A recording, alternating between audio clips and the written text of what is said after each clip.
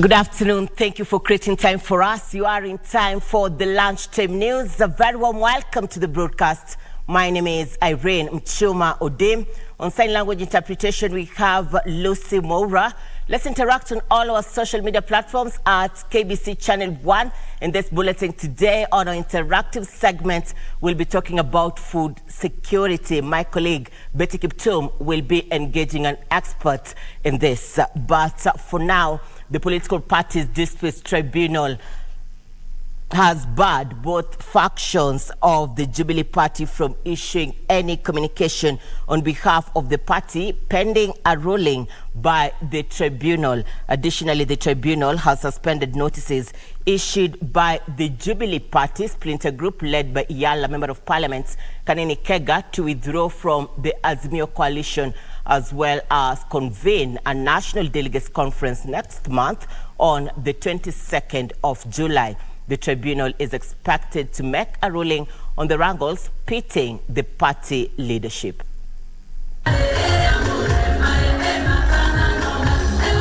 The confusion that has rocked the Jubilee Party since February this year appears far from over.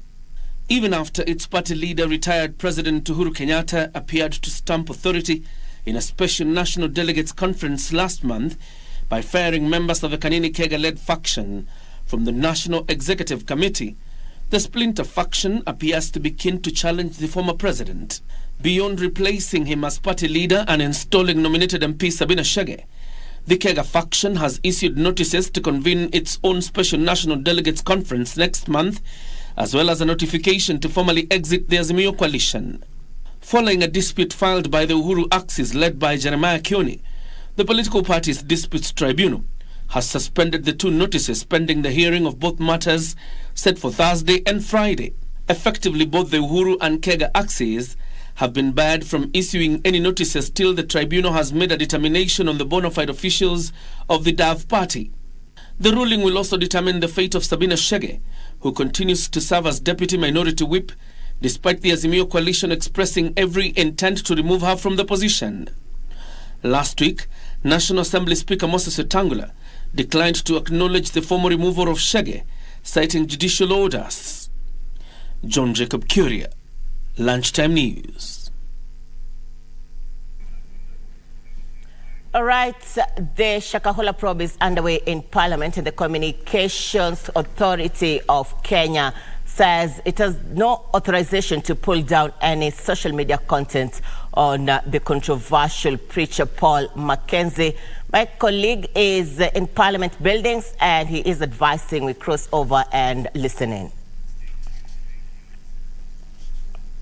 That was actually bought by government. I think it is important so that this committee, we are going to make a report, and it should be very clear that indeed government secured that land, did not apply for the purpose for which it was acquired.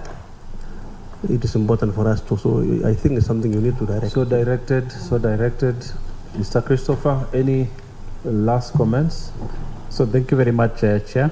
I want to take this opportunity to thank you, Chair, and the committee for allowing us to come and shed more light and give more information about Paul Mackenzie.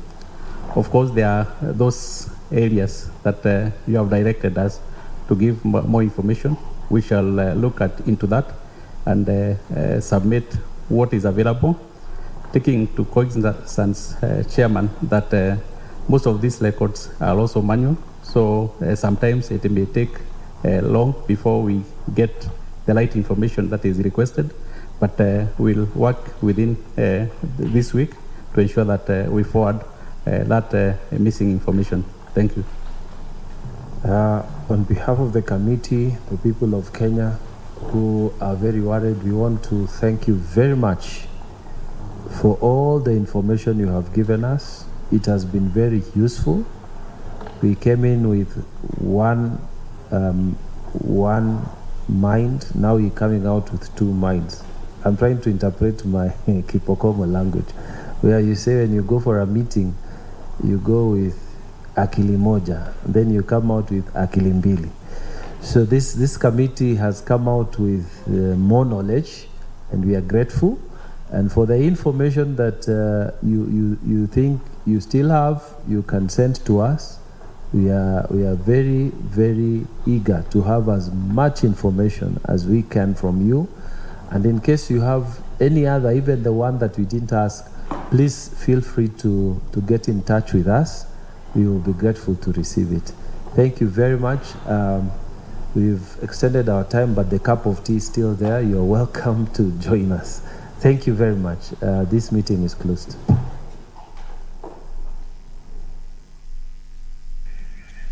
The Communications Authority of Kenya probing the Shakahola incident in Parliament buildings. My colleague Abdiaziz Hashim is on that bit.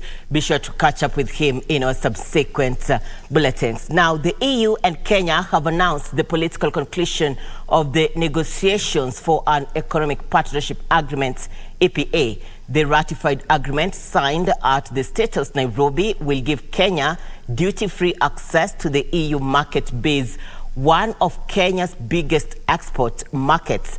The economic partnership agreement between Kenya and the EU aims at implementing the provisions of the EU East African Community trade deals, and it will be open for other EAC countries to join in future.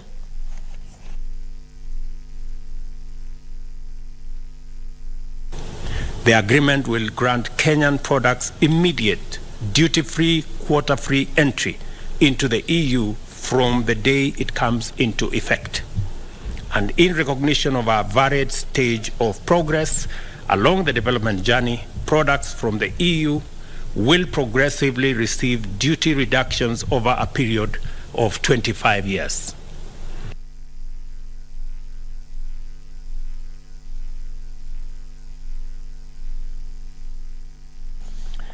A 22-year-old division on the leadership of the Rue Holy Ghost Church of East Africa in Siaya has come to an end after two involved factions agreed to work harmoniously under a secretariat led by Archbishop Joel Ofuna of Kisumu Diocese and Archbishop Daniel Bwere of Rue Diocese.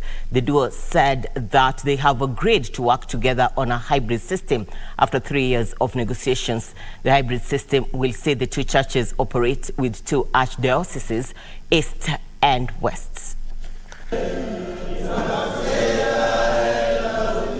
A two-decade-old wrangle that saw one of the old independent churches in Kenya split into two has finally been solved after the leaders of the factions reached a truce. The leadership of the Rue Holy Ghost Church of East Africa factions buried the hatchet during a meeting held at the church headquarters in Rue, Ugunja sub-county. The 22-year-old division had seen a faction led by Archbishop Joel Ofuna operate from Kisumu, while another, led by Archbishop Daniel Bwere Ohola, operated from the church headquarters in Rue. According to Archbishop Ofuna, they agreed to work together after negotiations that took about 3 years. We have been dealing as two churches but using the same certification. But we have been guided by the will of God, and we have decided to bring the church together. It is a work that has taken very many years, around 3 years, trying to discuss and initiate ways possible to bring the members of the church together. And that has made us to be here today. Archbishop Ofuna said that following the truce, they agreed on a hybrid system that will see the church operate with two archdioceses, East and West. We have agreed in a hybrid system. I think the system has been organized and has already been registered by the Register of Churches. Will be two archdioceses which are merged together by what we call a secretariat. So the secretariat is the major body that is combining both the East and the West archdioceses. Chairman of the Secretariat, Isaac Oumanjiri, assured of their commitment to maintain unity. Because of the unity we got, we are now one. We had a historic event today when the two groups came together, and it was wonderful. We liked it. It will continue. The church leaders are now urging other religious organizations facing leadership wrangles to emulate their leaders. The Society for Refugees and Youth Africa organization, in partnership with Cooperative University Students Community and Sufficient Saturdays, conducted a community cleanup exercise at the university in Karen and its environs. The stakeholders urged the government to develop effective policies and strategies that addresses the complex challenges posed by climate migration. The Society for Refugees and Youth Africa Organization, Environmental Club, member of Sufficient Saturdays and Kenya Inter-University Environmental Students Association have kicked off a community cleanup exercise around Cooperative University Karen in Nairobi County and its environs in a bid to ensure there is proper waste management. We usually go by a slogan that says, keep it green, keep it clean. So the only way we can keep it green is by keeping it clean first, yeah? So we have decided to clean our environment, which is our most immediate environment, and to urge all the youths, to urge all the university students, to urge everyone in their respective homes, keep your place clean. So we are urging even the county government to consider that when it comes to improving our local environment and making sure that the environment we have dustbin to post the plastic use. The initiative is also to create and promote healthy environment and awareness. We have 2 events coming up which we'd love you to come to. Next Saturday, we have a football tournament at Don Bosco School where we plan to plant about 50 trees. And then on the 1st of July, we've got a dance competition, so we'd like to see dancers from Cooperative University taking part. They're both free events, and again we're going to be planting about 50 trees. It's clean from outside because the inside part, we've got a team that is really working, and the inside part is very clean. So today we wanted to touch the community around, the market around, and the people who are there. The participants pleaded with the political leaders to encourage collaboration at regional, national and international levels as key to addressing climate migration comprehensively. We are urging the local communities to support programs that are partnered with refugees. When it comes to climate migrations, also Nairobi, we are feeling they have a very big challenge when it comes to climate migration because each and every person is moving to Nairobi and they're using plastic, they are dropping them. They claim through partnerships and joint initiatives to develop effective policies and set up strategies that address the complex challenges posed by climate migration. The news elders in Busia County are demanding timely disbursements of their monthly stipend to cater for their basic needs and other medical bills. The elders are decrying the continued delay in disbursements of the funds, which are critical in catering for their subsistence. The elders say they are facing numerous challenges in meeting their daily needs, and they are appealing to the national government to ensure all those whose names are missing from the registry are included and the payment process fast-tracked.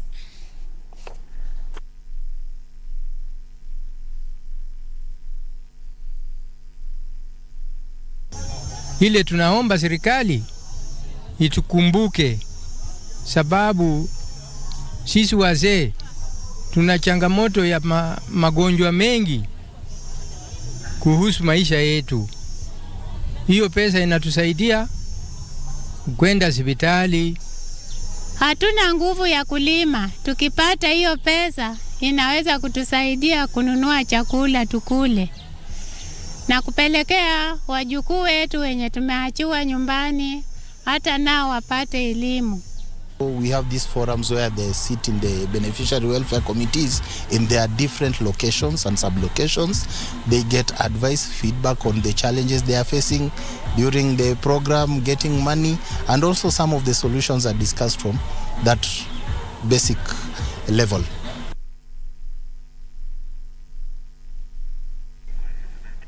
The government has been urged to consider creating a fund for men to offer financial support to struggling fathers in the country. Bishop David Munyiri of Glory Outreach Assembly says that most fathers are failing to meet their obligations and responsibilities due to financial hiccups, and especially during hard economic times. Speaking at the church in Kahawa, Wendani, where he hosted over 400 children from 8 orphanages run by the church, the cleric said that the state should create a fund which will be accessed by men to enable them to initiate and expand their income-generating ventures.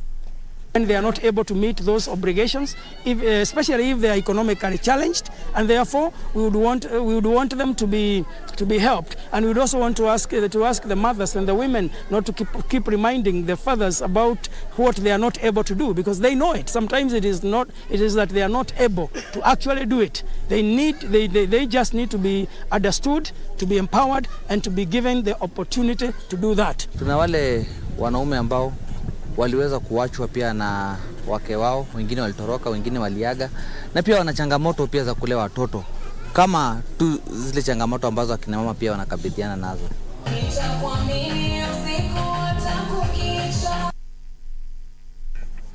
Leaders from Turkana County are faulting the Teachers Service Commission for allegedly transferring teachers without following due process. Meanwhile, parents whose children are in private schools are calling on the government to consider allocating education funds to private schools.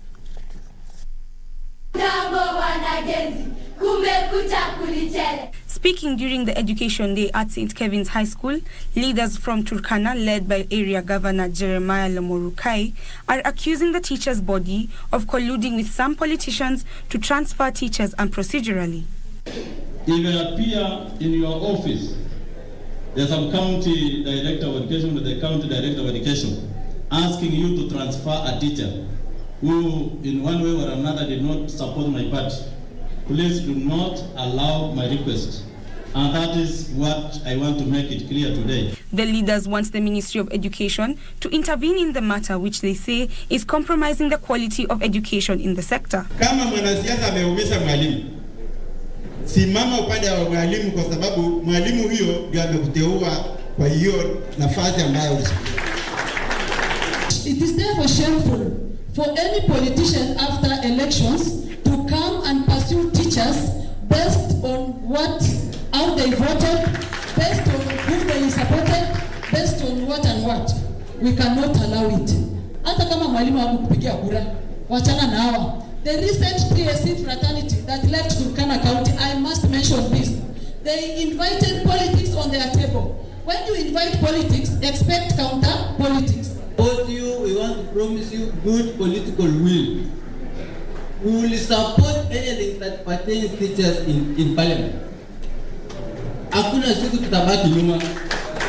Kama hadishi, kama mshahara, kama ni nini, tutapambana. Meanwhile, parents of private schools in Kakamega County are calling on the government through the Ministry of Education to consider private schools during the allocation of education funds. 534 marks out of...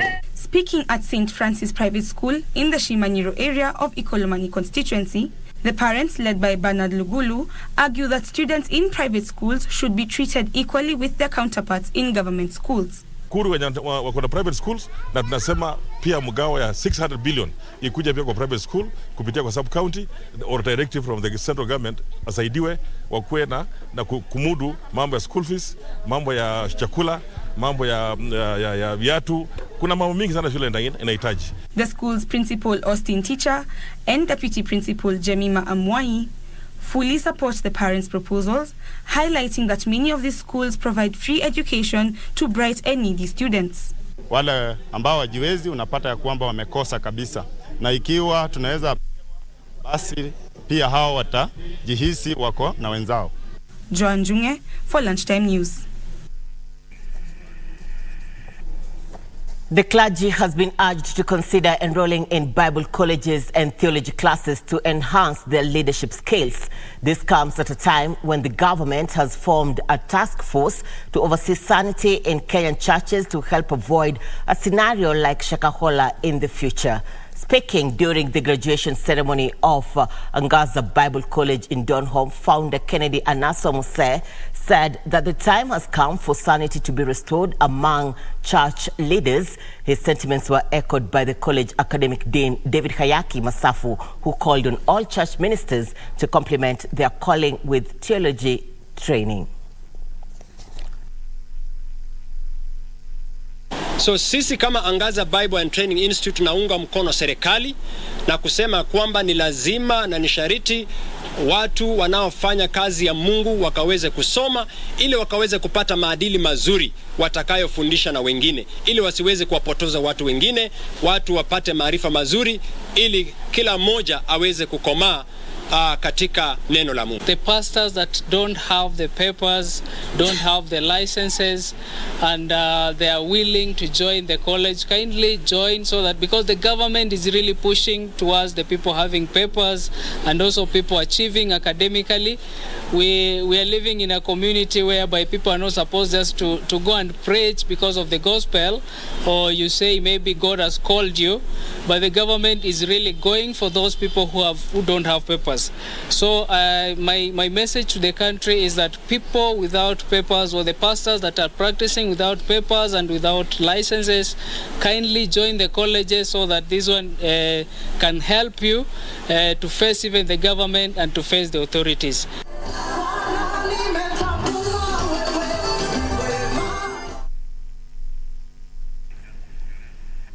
Grassroots civil society organizations in Kisii have complained of funding injustice meted on them by their global counterparts. Speaking during a consultation meeting in Kisii town, the civil society organizations leadership claimed that the international organizations disbursed the donor funds in a skewed manner. According to the leaders, the grassroots civil society organizations were denied their 20% to 35% allocations in convincing the targeted beneficiaries.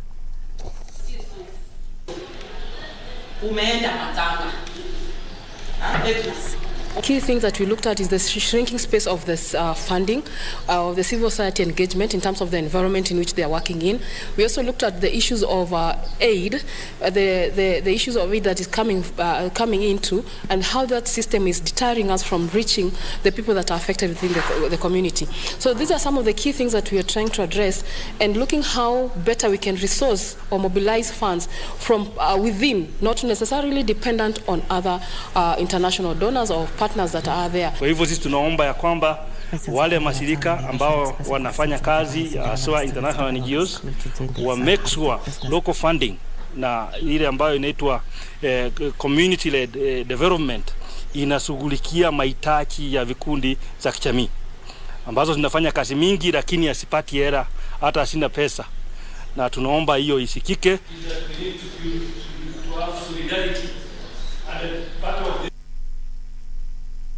Residents of Longono town in Naivasha are expressing concerns over the rise in the number of students dropping out of school to join the sand harvesting business.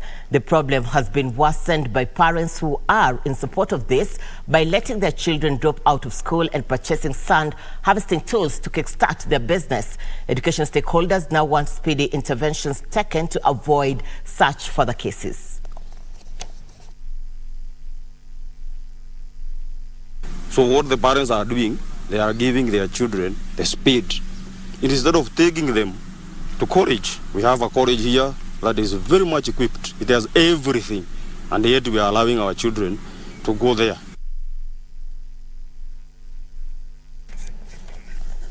And leaders in Kilifi are appealing to the government to fast-track the construction of the rare dam in drought-hit areas in Ganze sub-county to address the drought situation in the region. Speaking during the flagging off of food supplies to 20 schools that don't benefit from the government school meals program, Ganze Member of Parliament Kenneth Kazingu Tungule and Kilifi County Member of Parliament Gertrude Mbeyu said if rare dam is built, it will store enough water for the residents who have suffered perennial water problems due to droughts. We have identified the areas with gaps, and areas that have most hit is Ganze, followed by Kaloleni, followed by Magarini and Malindi sub-county. Kama mnavyojua tumetoka mahali pabaya kwa sababu shida ya njaa, shida ya maji ilikuwa kubwa sana kabla ya hii mvua ambayo inanyesha saa hizi. Lakini tunashukuru Mungu ametuletea mvua na our projection ni kuwa pengine in the next few months Ganze tutaweza kupata chakula. Na hizi sanitary towels ni mpango mzuri sana wa kufanya watoto wabaki shule. Hivi ninavyowaambia, mkienda kuanzisha mradi.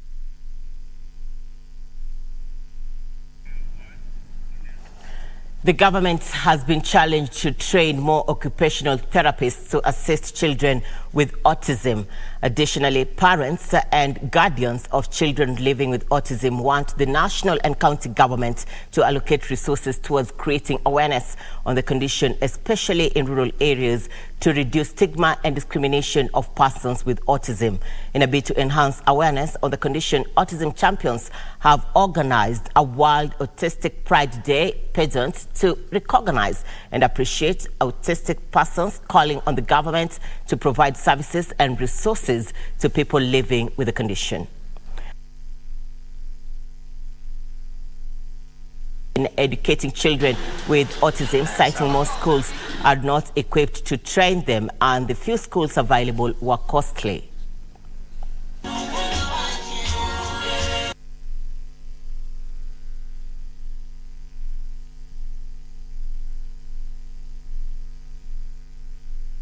So in the spirit of raising awareness and stopping stigma, we decided to do a way of spreading awareness by voting, doing the pageant way. We voted for Little Miss and Mr. Autism online. Through the parents, they gave the inspirational stories. Those who follow with the stories and admired their stories voted for the kids, and we got the winner.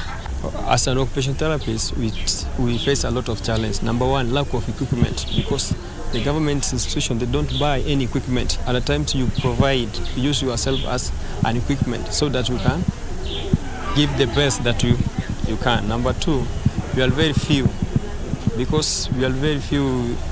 Almost within a county, we are only 4 occupational therapists, the whole of Migori County. There's need for more employment. The biggest challenge that I'm facing right now is school education. There are very few schools available for these kids to attend.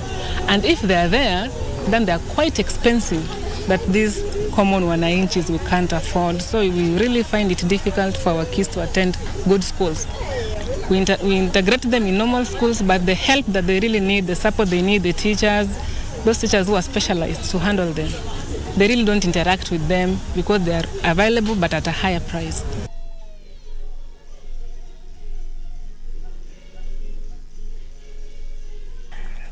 Glad you're watching the Lunchtime News. We are taking a breather. When we return, my colleague Betty Kiptum will be engaging an expert on food security in the country. Be sure to catch up with her. Then later on, we'll be bringing you news-breaking headlines in the world of sports. Stay with us.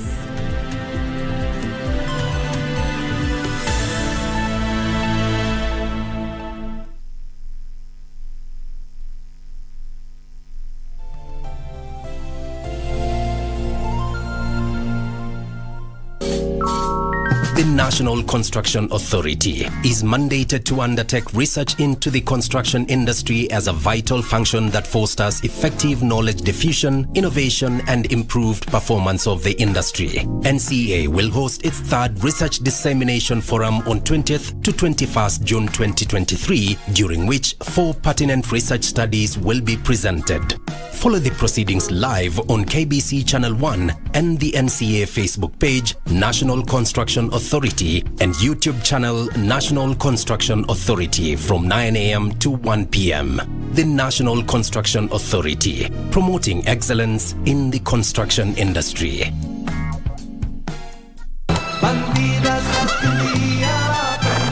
Now, the only thing that I want you to focus on is our wedding. Huh? Oh my goodness, I can't take this any longer. I can't. Can you stop lying, Gaspar? Because Oligario won't go after someone for no reason at all. What happened to us? I want to know what happened. Alhure, at last I found you. Las Bandidas.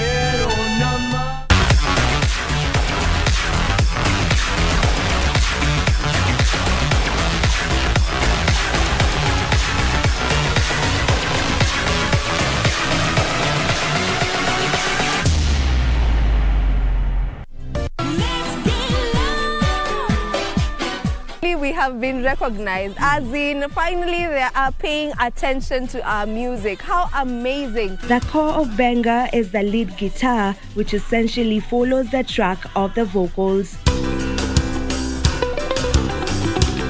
15 years in the business, and it's gotten to a point where we feel that we just need to step back a bit. We're not quitting music or breaking up. I just want to put that out. The business still continues. Okay. Yeah.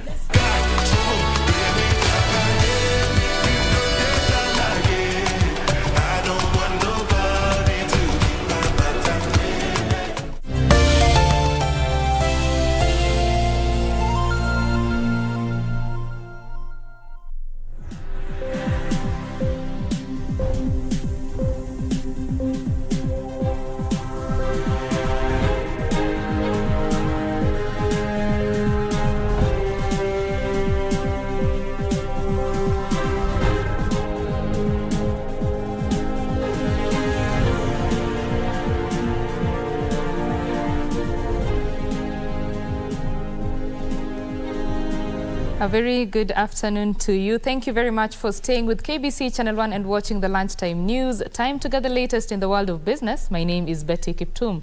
Now, fintech microfinance company Aspira has inked a deal with Luxia Limited, the leasing arm of CFAO Group, to offer 100% financing for small businesses to acquire new vehicles. The deal is aimed at easing pressure on capital for mobility for small businesses. Small businesses are constrained by high upfront payments and need for guarantees when applying for credit. Aspira and Luxia say the deal will democratize access to new vehicles by allowing leasing without the need for collateral or guarantees. From a repayment perspective, it's over 48 months, and this solution is fantastic because the SME owner will have peace of mind, and that they're not only getting to buy the vehicle, but the full repairs and maintenance are covered. You do not need to look for the cash upfront to get your vehicles. You walk in and walk out with the vehicle. You pay over 48 months, so that gives you time. So you're paying as you're earning in your business. The other one is that you do not focus on looking at the vehicle, thinking about the maintenance. The partnership between Aspira and Luxia will ensure small businesses benefit from integrated fleet management solution so that they can focus on their core business. So we believe that the people that grow into corporates is actually the SMEs, and the SMEs are driving the economy. Without the SMEs, I don't know where the economy will be. We believe that our SMEs are also in a position to grow, and for them to grow, they need to focus on their business. Despite their significance in the economy, the survival of small businesses has been low, partly attributed to the high cost of logistics that ultimately leads to cash flow constraints. And the Ministry of Trade is negotiating with China to remove a 7% levy on Kenyan avocado imports. This after a number of avocado exporters set up offices in the neighboring country whose horticultural exports are tax exempt in China.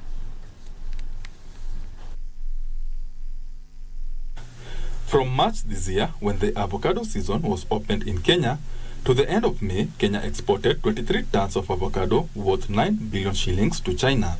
However, the high sales might reduce in the near future as Tanzania increases its avocado production, targeting the Chinese market.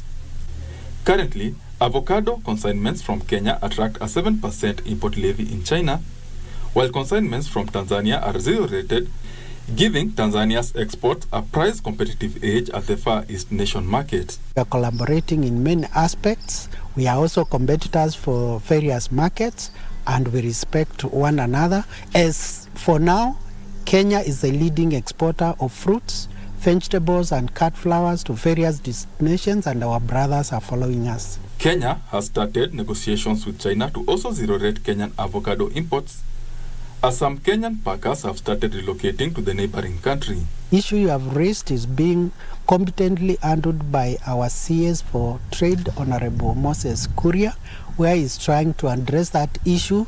It's an issue of government to government where you negotiate on favorable terms of business. This as Kenya has initiated talks with additional countries, including the US, to start avocado exports.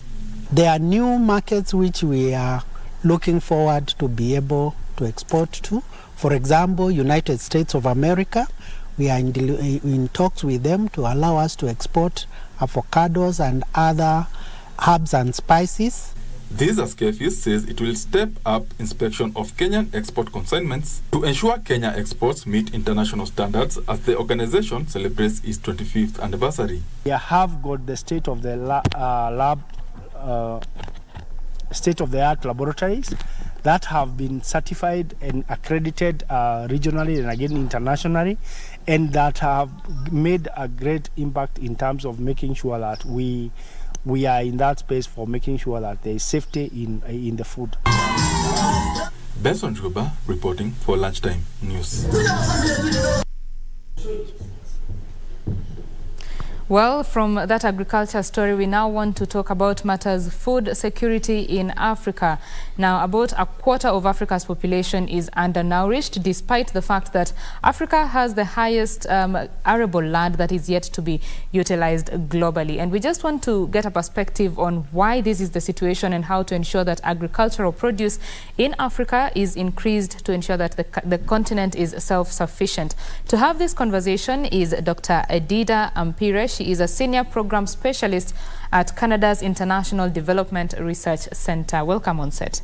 Thank you so much. You're very welcome. Let's just start with, breaking down those numbers. A quarter of Africa's population undernourished. This is the continent that has the highest arable land. What is the mismatch? Thank you so much. Quite a number of issues, because we are not producing enough food that can support the entire population and the increasing population. We still need innovations. There are innovations in place, but not all the farmers are taking up these innovations. So the adoptions of the innovations, and when I mean innovations, I'm talking about agriculture technologies, I'm talking about the processes and the policies or the legal frameworks that support that. So all that put together is not working well for the smallholder farmer. Because also the innovations, the farmers are not taking up these innovations because for example, a lot of the farmers are still depending on rain-fed agriculture. So it means they can only grow a crop when the rain is coming. And then they have so much during the rainy season at harvest, and then a lot is wasted, because they don't have the mechanism to process the food, to store it, to be able to use it during the season of scarcity. So a lot of issues there underlying. And some of the reasons they're not even taking up these innovations because we don't have friendly financing, for them, because it's costly to undertake an innovation. And the farmer is not going to adopt any technology unless they are sure it works for them.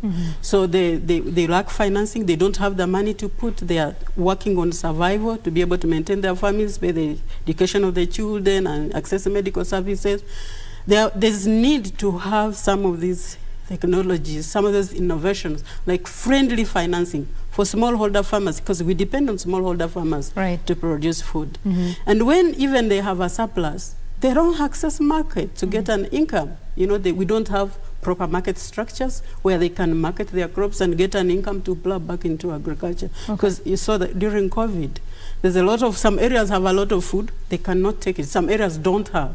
So the distribution, because there's no infrastructure that enables smallholder farmers to distribute this food from areas that are producing more to areas that are producing less. Yes. So you see that it is a complex system of things to work together to reduce the food that we have. Right. Of course, it's a very complex system, and about 70% of farmers in Africa are smallholder farmers. So as you rightly put it, our agriculture is largely dependent on those smallholder farmers.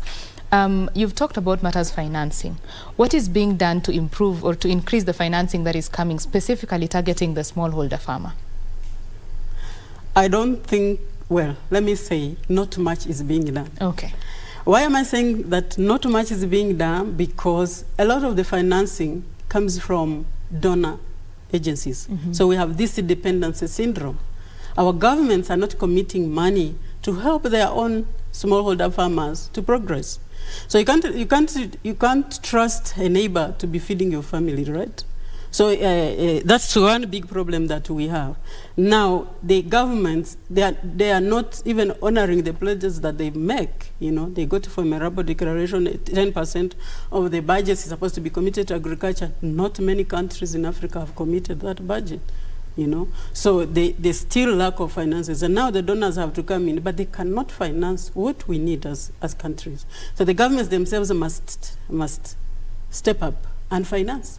One way of that, so that is public sector financing for the sake of their own nationals, because the governments work for their people, or at least that's what we know. And so the other thing is that the private sector is very important, because we have a lot of private sector players that would bring in these resources, but the constraints, then you find that there are not many, and we have made progress here. I'm not saying it's all totally dim, but we still need to make strides.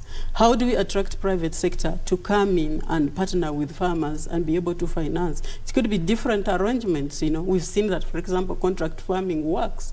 When there's a buyer that is there and the farmer produces knowing that the buyer is taking my produce at this price, they will do that. But we see that there are not good arrangements that protect the private sector when they work with farmers. Sometimes private sector has gone into to make contracts with farmers, and because the open market has a higher price, then the farmers will not deliver.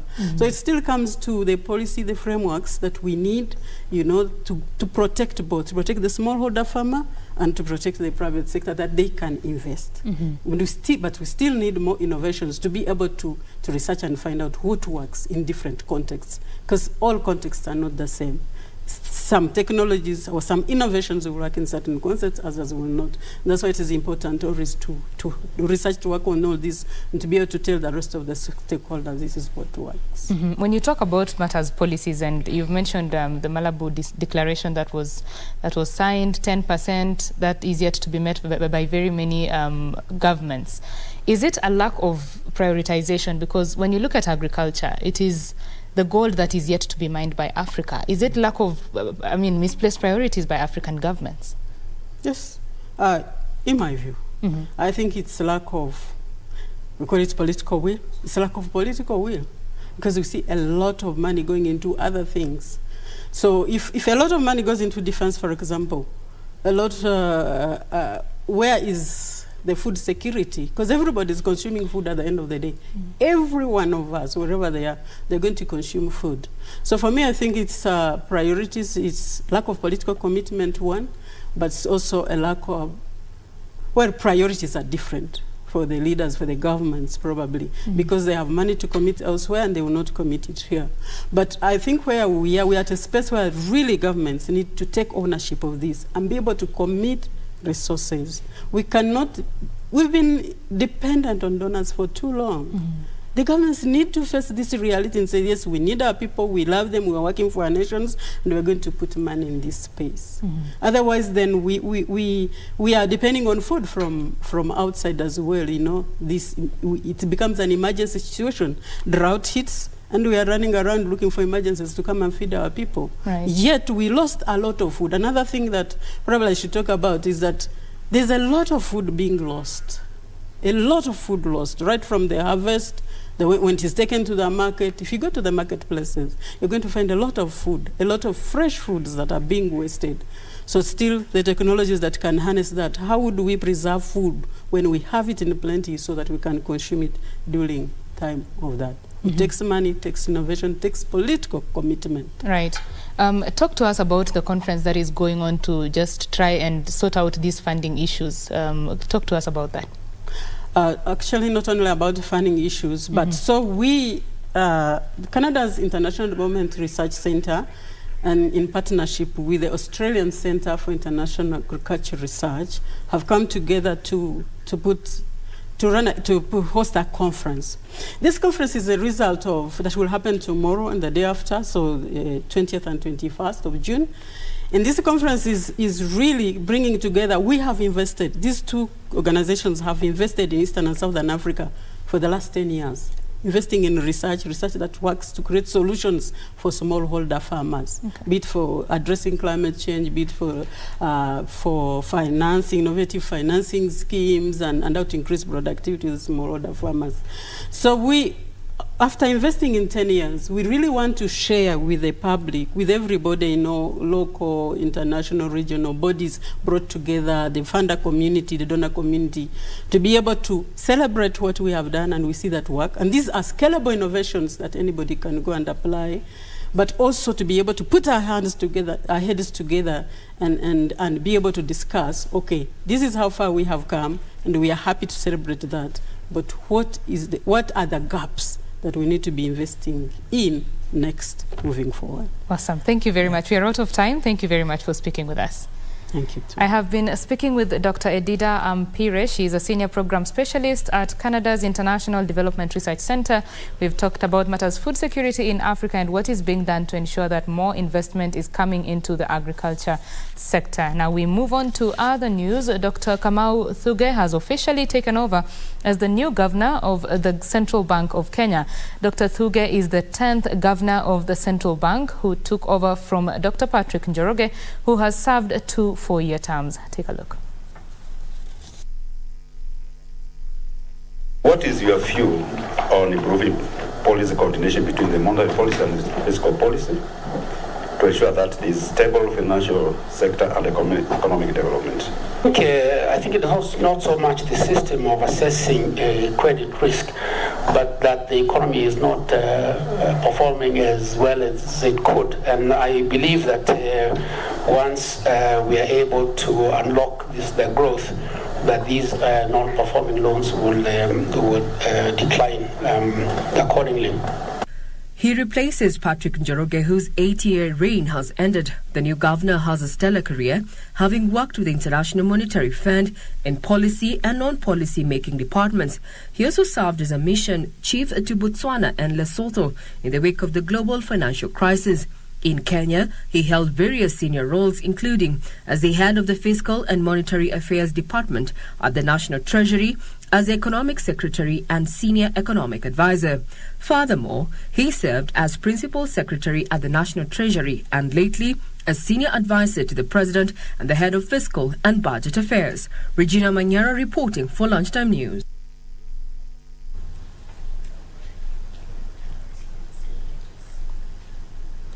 And that brings a close to the business news this afternoon. But of course, sports news, Irene Muchuma is on the other side of the studio to bring you that. My name is Betty Kiptum. Do enjoy the rest of your viewing. Muchuma, take it away. Thank you, Kiptum. Time for sports. Spain became the third team to lift the UEFA Nations League trophy after defeating Croatia 5-4 on post-match penalties in the third edition of the competition. This was the second major final Croatia had lost after the 2018 World Cup final loss to France. That will be forever faded by the new UEFA. Real Madrid defender Dani Cavalla calmly chipped home the winning penalty to seal a 5-4 victory on sport kicks for Spain after Unai Simon saved Bruno Petkovic penalty in the UEFA Nations final. Press. Working well for them again, and Livakovic. The Spanish team could have won the shootout earlier, but Emerick Laporte's penalty hit the crossbar.